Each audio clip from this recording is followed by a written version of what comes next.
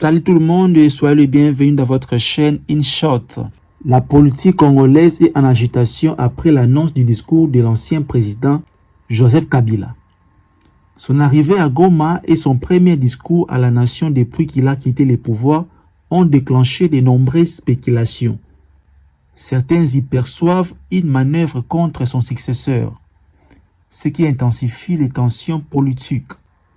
Patrick Muyaya, porte-parole du gouvernement, a réagi avec fermeté face à ces événements. En réponse à cette situation, le gouvernement congolais a pris des mesures drastiques.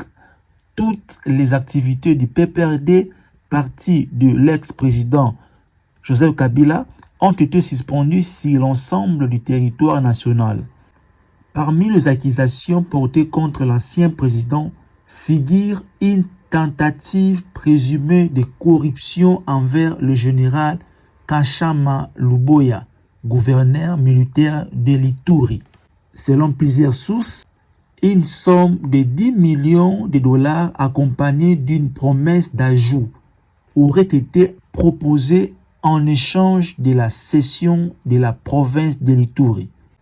Alors, je vous laisse d'abord suivre l'interview de Patrick Muyaya. Alors, pour revenir spécifiquement sur ce que vous avez dit, bon, moi, je n'ai pas vu, j'ai entendu, évidemment, on a lu les articles, on attend de voir, on attend d'écouter, parce qu'il faut peut-être pas présumer de certaines choses, mais ici, il faut savoir d'abord que le président de la République en avait parlé depuis plusieurs semaines. On en avait parlé, il disait que le président, son prédécesseur, était lié à l'AFC depuis plusieurs mois, on est dit. Bon, maintenant, qui décide de revenir? Je n'ai pas encore la confirmation. Bon, on verra ce qui sera dit, mais il faut faire attention dans la symbolique, justement. Parce que nous tous, nous évoquons aujourd'hui ceux qui ont combattu pour assurer l'unité et l'intégrité de la République démocratique du Congo. Parmi ceux-là, il y a un fils d'ailleurs du Grand Katanga qu'on appelle Mzee Laurent Désiré Kabila, qui a fait les serments de ne jamais trahir le Congo. Alors il faut, dans les actes qui sont posés par un de ses illustres prédécesseurs, disons successeurs,